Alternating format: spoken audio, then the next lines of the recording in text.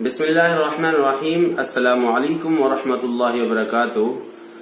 میرے محترم بزرگوں، عزیز ساتھیوں، آج کی میری بات کا جو موضوع ہے وہ ہے آم کے پیڑ پر کبھی امرود کا پھل نہیں لگا کرتا، اور اس سے میری مراد یہ ہے کہ ازدواجی زندگی میں ہم وہ تو کام نہیں کرتے جس کو اللہ اور اس کے رسول نے کہا ہے، لیکن من چاہی زندگی گزارنا چاہتے ہیں اور سوچتے یہ ہیں کہ اس کا نتیجہ ہماری سوچ کے مطابق ہو۔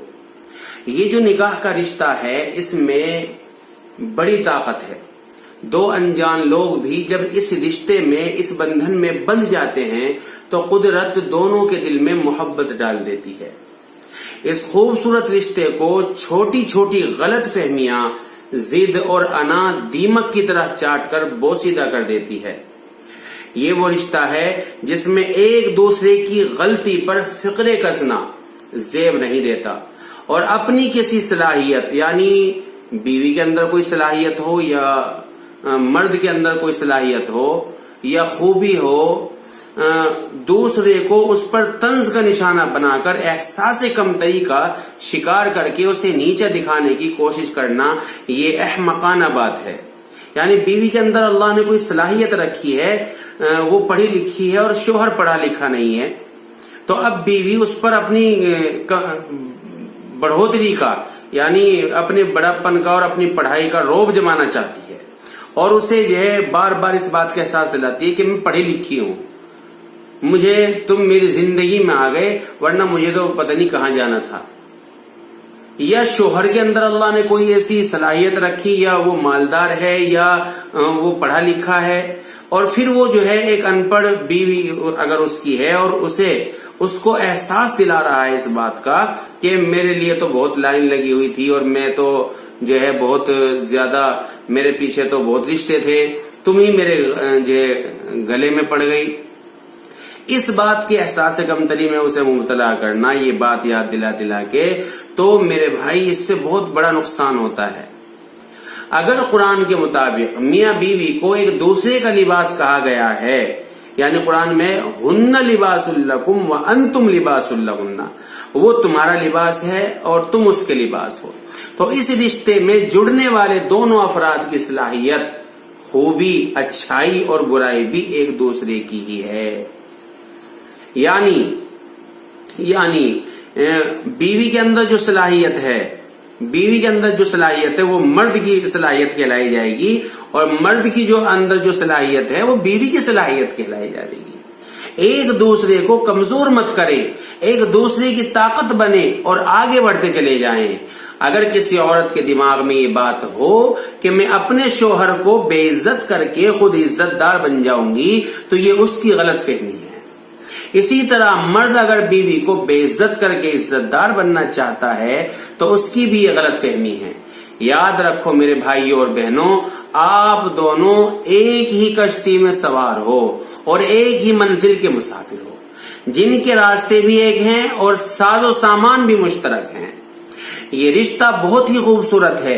ایسے حالات پیدا مت کریں کہ دونوں میں سے کسی ایک کو سمجھوتا کرنا پڑے، کیونکہ سمجھوتا ایکسپریس کی گاڑی زیادہ دن تک نہیں چلا کرتی۔ اس بات پر سمجھو، یعنی کہ جب بیوی اپنے شوہر کی بدتمیزیوں، بے وفائیوں اور اس کی زیادتیوں کی وجہ سے یہ سوچ کر سمجھوتا کرنے پر مجبور ہو جائے کہ ادھر میرے بچے بھی ہیں، میرے ماں باپ کی عزت بھی ہے، اس بات کو دیکھ کر کے اور جو ہے سمجھوتا کرنے لگے، یا بیوی کی بے عزتیاں، بدتمیزیاں، اس کی بے وفائیاں دیکھ کر شوہر یہ سوچ لے کہ مجھے بچے پالنے ہیں، مجھے تو اس لیے سمجھوتا تو کرنا ہی پڑے گا۔ یاد رکھو، یہ سمجھوتا اس رشتے کی خوبصورتی کو ختم کر کے اس رشتے کا حسن کھا جاتا ہے۔ ایک دوسرے کو عزت دیں تو آپ کو معلوم ہوگا کہ یہ رشتہ کس قدر مضبوط اور خوبصورت ہے۔ ایک دوسرے کا اعتماد بنے، مشکل وقت بھی آتا ہے، لیکن اگر آپ ایک دوسرے کو عزت دیتے ہیں، احترام کرتے ہیں اور محبت کرتے ہیں تو ساری مشکلات ہنستے مسکراتے اور گزر جاتی ہے اور اچھا وقت مقدر بن جاتا ہے۔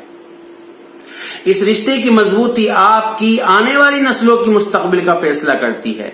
والدین کی آپس کی ناچاقی لڑائیاں اولاد کے مستقبل کی راہ میں سب سے بڑی رکاوٹ بنتی ہے۔ میری تحقیق اور تجربے کے مطابق ہمیشہ ان والدین کے بچے زندگی کے ہر میدان میں صف اول لیتے ہیں جن والدین کے جھگڑے کی خبر اولاد کو نہیں ہوتی۔ میرے ایک دوست ہیں جو اس وقت ایک اچھی پوسٹ پر ہیں، مجھے اپنی کامیاب ازدواجی زندگی کا راز کچھ یوں بتاتے ہیں کہ میرے والدین ان پڑھ تھے، کبھی اسکول کا منہ تک نہیں دیکھا تھا، لیکن ایک عادت جو باکمال تھی وہ یہ کہ میرے والد صاحب کو اگر کسی بات پر غصہ آتا تھا یا اگر والد صاحب باہر سے آتے تھے تو بچوں کو بیٹھا دیکھ کر مسکرا دیتے تھے اور میری والدہ سے کہتے کہ کمرے میں آئیں، آپ سے ضروری بات کرنی ہے۔ میری والدہ کمرے میں جاتی اور واپسی پر دونوں مسکراتے ہوئے باہر آتے تھے۔ اگر ہم پوچھتے کیا ہوا تھا تو دونوں کا جواب ہوتا تھا کہ کچھ بھی نہیں، بس ایک ضروری بات کرنی تھی۔ عمر گزرنے کے ساتھ ساتھ ہمیں اس بات کا علم ہوا، یعنی میرا دوست بتا رہا ہے کہ دونوں کا جھگڑا میری والدہ کا اور ابا کا بند کمرے میں ہوتا تھا، جس کی آواز بھی باہر نہیں آتی تھی۔ اور آج کا ماحول دیکھ لیں، آواز تو درکنار، باہر سے ہی دروازہ توڑنے کی شکل میں اندر جو ہے گھسنا چاہتے ہیں اور پھر اندر آ کر کے گالیاں اور اس طرح کی بدتمیزیاں کرتے ہیں کہ بچے سب دیکھ رہے ہوتے ہیں۔ تو وہ میرے دوست کہتے ہیں کہ جب میری شادی ہوئی تو میں نے بھی اپنے والد صاحب کی اسی عادت کو اپنایا اور میری ازدواجی زندگی بھی بہت خوشگوار گزر رہی ہے الحمدللہ، اور میرے بچے ہر میدان میں بڑھ چڑھ کر حصہ لیتے ہیں۔ میرے اس دوست کے اس واقعے سے میری اس تحقیق میں مزید اضافہ ہو گیا کہ بچے ہمیشہ والدین سے سیکھتے ہیں۔ بچوں کی تربیت میں والدین کا عکس جھلک رہا ہوتا ہے۔ آپ جو بھی کریں گے آپ کا بچہ بھی ویسا کرے گا، کیونکہ آم کے پیڑ پر امرود کا پھل کبھی نہیں لگتا۔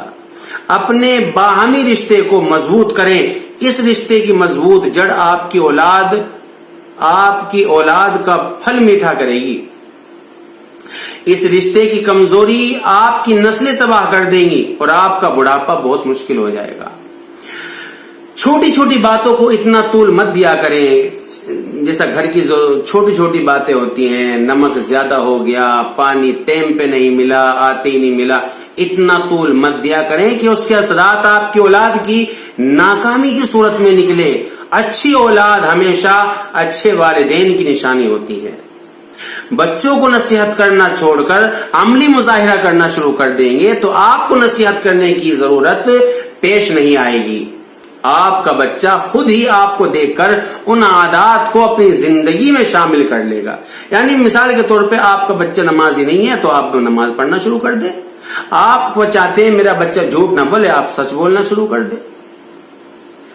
میں نے اپنی اس زندگی کے دوران بچوں کے نتائج پر مرتب ہونے والے منفی اثرات میں والدین کے جھگڑے کو سر فہرست پایا ہے جو بچے ناکام ہوئے ہیں۔ ایسے بچوں کی کارکردگی ہمیشہ والدین کے جھگڑے کی وجہ سے متاثر ہوتی ہے، کیونکہ بچہ ان معاملات کا بہت گہرا اثر لیتا ہے، خاص طور پر بیٹیاں، کیونکہ وہ باہر تو نہیں نکل سکتی۔ دوسری وجہ یہ ہے کہ اس وجہ سے بچیوں کے دل میں ازدواجی زندگی کا خوف بیٹھ جاتا ہے اور وہ یہ سوچ کر ڈر جاتی ہیں، یعنی وہ سوچتی ہیں جس طرح میرے ابا میری امی سے لڑ رہے ہیں، میرا بھائی میری بھابھی سے لڑ رہا ہے، اسی طرح لڑائیاں ہوتی ہوں گی، اس لیے وہ اپنے آپ کو تیار کرتی ہے کہ آگے چل کے مجھے بھی یہ لڑائیاں جو ہے میرے ساتھ بھی ہوا کرے گی، اور سہم جاتی ہیں۔ یہاں تک کہ بعض جو ہے بچیاں تو شادی کے نام پر ڈر جاتی ہیں۔ اسی طرح آپ کے بچے تنہائی کا شکار ہو کر ٹینشن میں مبتلا ہو جاتے ہیں۔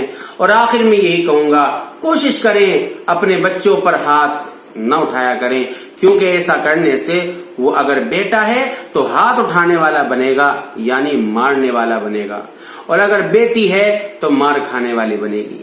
تو دوستو، میری بہنوں، میری بچیوں، اگر آپ کو میری یہ باتیں اچھی لگی تو انہیں اپنی زندگی میں لانے کی کوشش کریں اور دوسروں تک اس بات کو شیئر ضرور کریں، دوسروں تک پہنچائیں، اور میرے چینل کو سبسکرائب بھی کروائیں اور کریں بھی، تاکہ آنے والی جو ویڈیو ہے، گھریلو جتنی میں نے ویڈیو بنا رکھی ہے میرے چینل پہ ہیں، وہاں سے آپ دیکھ سکتے ہیں، میاں بیوی کے گھریلو جو معاملات ہیں وہاں دیکھ سکتی ہیں، وہاں دیکھ سکتے ہیں۔